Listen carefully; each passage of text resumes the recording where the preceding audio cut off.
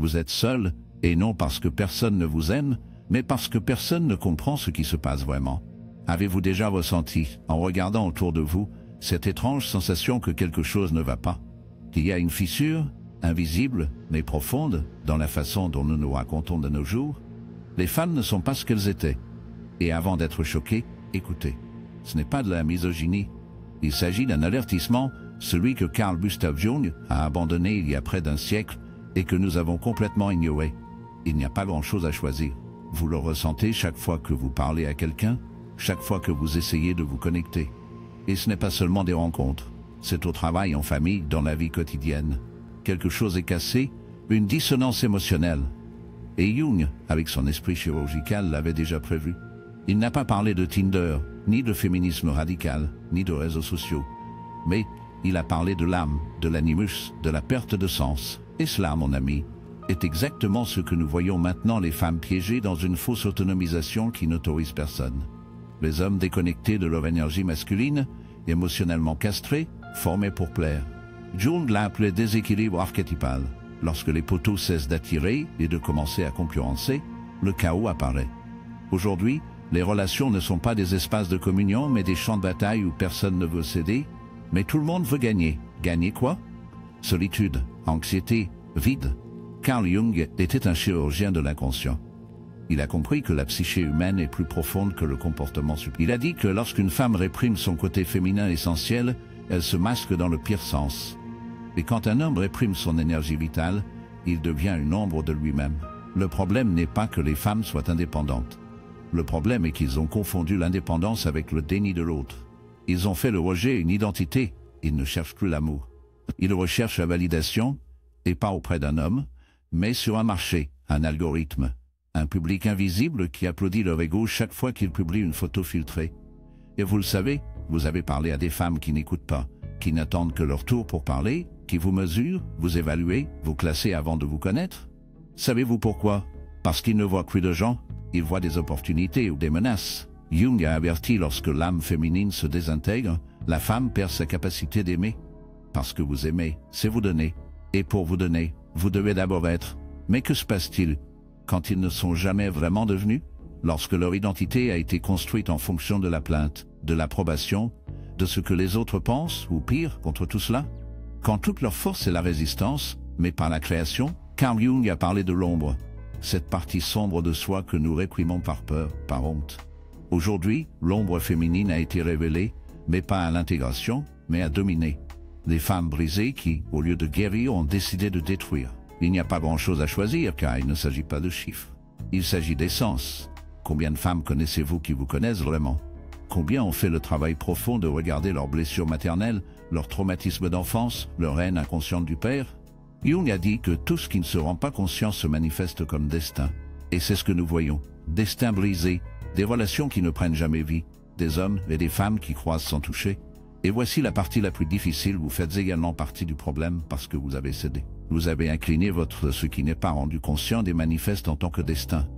Et c'est ce que nous voyons, des destins brisés, des relations qui ne prennent jamais vie, les hommes et les femmes qui se croisent sans toucher. Et voici la partie la plus difficile, vous faites également partie du problème parce que vous avez cédé. Vous vous êtes incliné la tête. Vous avez appris à faire taire vos opinions afin de ne déranger personne.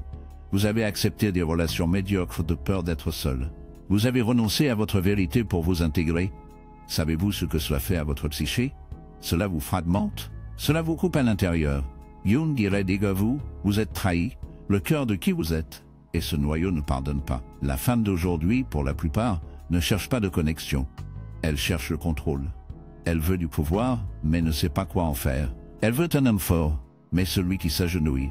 Elle veut l'indépendance, mais veut être maintenue. C'est une contradiction vivante. Et vous êtes piégé entre le désir et le rejet, entre l'admiration et la frustration.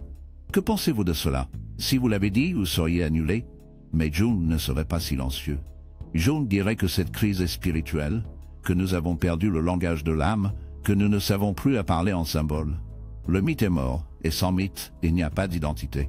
C'est pourquoi les liens se cassent avant leur naissance, parce que l'autre est un miroir. Et si vous ne savez pas qui vous êtes, ce que vous voyez vous terrifie. Aujourd'hui, l'archétype féminin est blessé, pas cassé, mais confus. Les femmes ont oublié leur pouvoir intérieur et sont tombées dans le piège de la compétition du manque, de la construction de la peur, de la séduction de la rage. Ce n'est pas féminin, c'est un masque, c'est une pose, c'est l'ombre projetée. Et le pire est, cela fonctionne, car le système le récompense. L'algorithme le renforce. Les amis le célèbrent, mais au fond, ils sont vides, et vous le savez, vous pouvez le voir dans leurs yeux, dans leur incapacité à se taire, dans leur besoin constant de stimulus, d'attention, de nouveauté. Parce que s'ils restent seuls pendant 5 minutes, le monstre apparaît, le vrai moi, la fille blessée, celle qui n'a jamais été vue, celle que personne n'a validée. Puis ils attaquent, pas par malveillance, mais hors de défense. Jung dirait que nous devons intégrer, pas rejeter, pas nous opposer, pas combattre, intégrer l'animus, le masculin et le féminin, dans chacun. Mais comment allez-vous vous intégrer si vous ne savez même pas ce que vous avez nié? Comment allez-vous vous connecter si vous êtes cassé à l'intérieur? Et oui, ils sont cassés aussi. Mais vous ne pouvez pas les sauver, ce n'est pas votre travail. Votre travail ne consiste pas à les laisser vous entraîner, car il y a une guerre silencieuse, une bataille psychique, où la victime devient la bourreau, où la femme qui dit qu'elle aime finit par vous émasculer. Pas parce qu'elle le veut, mais parce qu'elle ne sait pas comment aimer autrement. Et vous, confus, acceptez-le. Pourquoi? Parce que vous croyez que c'est ce qui est attendu. Parce qu'on vous a dit que l'amour est un sacrifice. Jung dirait que ce n'est pas de l'amour, c'est la névrose. Il n'y a pas grand-chose à choisir. Pas parce qu'il n'y a pas de femme, mais parce que peu ont fait le travail intérieur. Et vous devriez faire le vôtre, car seulement à partir de là, vous verrez clairement. Parce que ce n'est que lorsque vous êtes entier, vous arrêterez de chercher des moitiés. Jung a dit que rencontrer l'âme sœur n'est pas un cadeau. C'est une conséquence de... Mais parce que peu ont fait le travail intérieur. Et vous devriez faire le vôtre, car ce n'est que de là que vous verrez clairement. Car ce n'est que lorsque vous êtes entier, vous arrêterez des moitiés. Jung a dit que rencontrer l'âme sœur n'est pas un cadeau. C'est une conséquence du travail intérieur, de l'individuation, de devenir ce que vous êtes destiné à être. Alors oui, c'est difficile, c'est solitaire, c'est frustrant, mais c'est nécessaire. Parce que l'alternative est de vous perdre, vous-même en vous réalisant dans des relations vides, dans des promesses brisées, dans des connexions qui ne touchent jamais votre âme. Carl Jung l'a dit clairement, ceux qui regardent à l'extérieur de rêver. Ceux qui regardent à l'intérieur se réveillent, et vous continuerez à rêver des femmes qui n'existent pas. Où allez-vous enfin vous réveiller? Ce n'est pas une vidéo contre les femmes, c'est un cri pour la psyché humaine, pour l'âme blessée, pour le besoin urgent de retourner à l'essentiel, au symbolique, au sept faits. Parce que lorsqu'une femme se retrouve, le monde change, et quand un homme cesse de chercher à l'extérieur ce qui lui manque à l'intérieur, il devient imparable. Donc, non, il n'y a pas grand-chose à choisir. Mais ce n'est pas la fin, c'est le début d'une nouvelle façon de voir, de raconter, de vivre.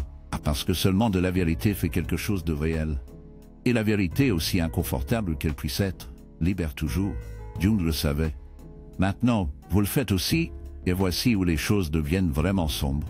Parce que si ce que vous venez d'entendre vous secoue, attendez d'entendre ceci: la blessure ne commence pas par la femme moderne, pas même avec l'homme moderne. Il commence par la civilisation que nous avons construite, une civilisation qui pathologise le féminin et ridiculise le masculin. Avez-vous remarqué que l'âme collective est malade? Et Jung le savait. Il ne s'agit pas d'une génération athée.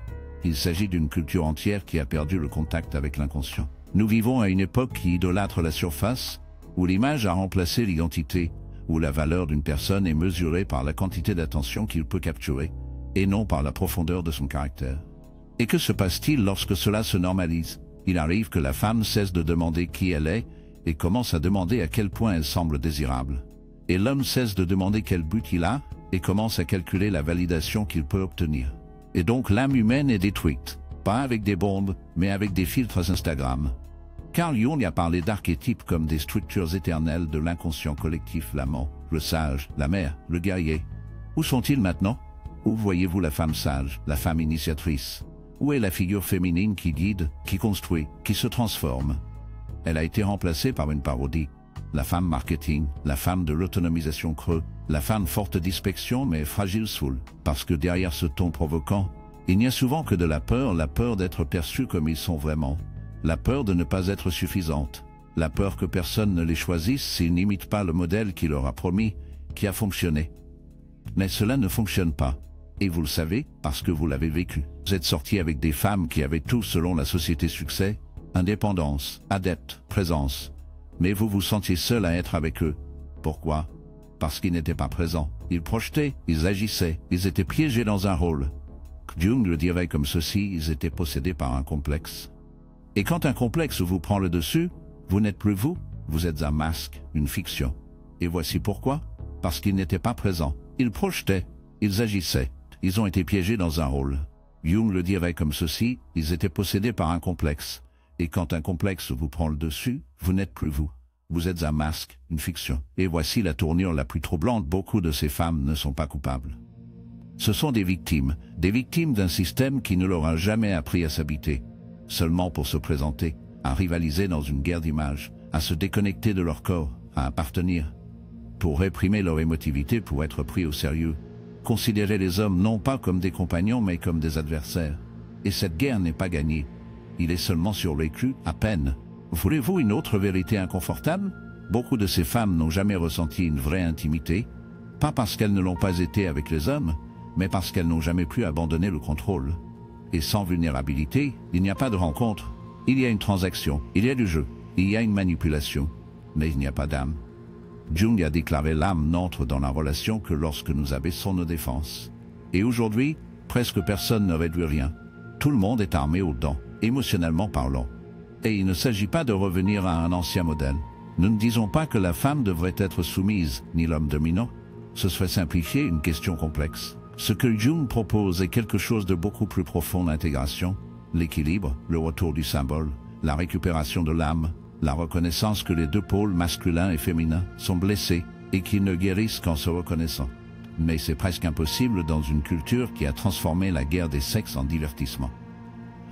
Films, séries, livres, tout est conçu pour se diviser, pour ridiculiser les hommes, les fans de caricature, pour vendre un combat qui ne profite à personne sauf à ceux qui gagnent de l'argent avec la confusion. Et vous, où vous tenez-vous dans tout cela? Parce que la plupart restent endormis. Ils continuent de jouer au jeu, répétant des phrases qu'ils ne comprennent pas, critiquant le sexe opposé sans regarder leurs propres blessures. Mais vous êtes ici, écoutez, vous demandez, doutez. Et c'est un bon début, car seul lui qui doute peut se réveiller. Avez-vous considéré ce que cela signifie aujourd'hui d'être une femme au-delà du discours féministe ou traditionnaliste? Ce que cela signifie d'être une femme sans avoir besoin de le crier, sans étiquette, sans performance, juste l'être. Et que signifie être un homme au-delà de la force, de l'argent ou de la validation? Jung le dirait comme ceci: être un homme incarne des logos, l'ordre créatif. Être une femme incarne Eros, l'énergie relationnelle. Les deux nécessaires, tous deux sacrés, tous deux blessés. Et voici le dernier paradoxe: seul l'homme qui a réconcilié son côté féminin peut vraiment aimer. Et seule la femme qui a embrassé son masculin intérieur peut maintenir un lien sans le détruire. Mais ce n'est pas enseigné, il n'est pas appris à l'école. Ce n'est pas dans les discours. Il est en silence, dans l'introspection, dans le travail de l'ombre, et que presque personne n'est disposé à le faire. C'est pourquoi il n'y a pas grand-chose à choisir, car la plupart se sont contentés d'être un masque.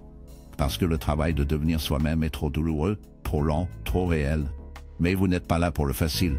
Vous êtes ici parce que quelque chose à l'intérieur de vous refuse de vivre sur le pilote automatique. Vous êtes ici parce que vous savez qu'il y a quelque chose de plus, quelque chose qui n'est pas à l'écran, ni en apparence, ni dans les discours. C'est en toi, et vous seul pouvez aller l'obtenir. Vous n'êtes pas là pour le facile. Vous êtes ici parce que quelque chose à l'intérieur de vous refuse de vivre sur le pilote automatique. Vous êtes ici parce que vous savez qu'il y a quelque chose de plus, quelque chose qui n'est pas à l'écran, ni en apparence, ni dans les discours. C'est en toi, et vous seul pouvez aller l'obtenir. Carl Jung a écrit: votre vision ne deviendra claire que lorsque vous regardez dans votre cœur. Qui regarde en dehors des rêves? Qui regarde à l'intérieur des réveils? Alors réveillez-vous, car ce qui arrive ne sera pas facile, mais cela en vaudra la peine. Et si vous êtes arrivé aussi loin, ce n'est pas un hasard. Quelque chose à l'intérieur de vous est fatigué du mensonge, quelque chose en vous se brise pour faire la place à la vérité. Et ne pas avoir peur, ce n'est pas le bon, car seules vous les ruptures peuvent être réchauffées. Une vie entière, cela n'agit pas. Lorsque vous arrêtez de regarder le chaos externe, et regardez le vide que vous portez à l'intérieur. Et oui, ce vide vous fait peur. Mais il est aussi sacré, car ce n'est que dans le vide qui est là pour le nouveau. Ce n'est que du silence que le véritable émerge. Et maintenant, je vous lance un défi. Ne fermez pas cette vidéo sans vous poser une question brutale. Quelle partie de vous laissez-vous mourir chaque fois que vous vous adaptez au bruit du monde? Écrivez-le, notez-le, gravez, parce que c'est votre boussole. Ce n'est pas l'algorithme, ni les tendances, ni ce qu'ils attendent de vous. C'est cette question, répétée dans l'obscurité, qui vous guidera vers vous-même. Maintenant, oui, nous avons atteint la fin. Et si cette vidéo a touché quelque chose en vous, quelque chose qui vous met mal à l'aise, mais que vous savez est vrai, alors abonnez-vous. Pas pour augmenter un nombre. Abonnez-vous parce que vous êtes fatigué des superficiels, des prévisibles, du confortable. Cet espace n'est pas pour tout le monde. C'est pour ceux qui sont prêts à penser par eux-mêmes, pour ceux qui choisissent l'inconfort de la vérité plutôt que le confort des mensonges. Et si vous voulez laisser une marque, commentez cette phrase ci-dessous, l'âme ne ment pas. N'expliquez pas pourquoi. Ne justifiez rien, écrivez-le. Si vous savez, vous savez. Et maintenant je dis au revoir, mais pas avec une bonne phrase, ni avec un sourire scénarisé. Je dis au revoir avec une vérité inconfortable, le silence qui vous accompagne après cette vidéo n'est pas le vide. C'est votre âme éveillée. Et cela, mon ami, n'a pas de retour en arrière. Rendez-vous dans l'ombre, ou peut-être que vous vous verrez d'abord.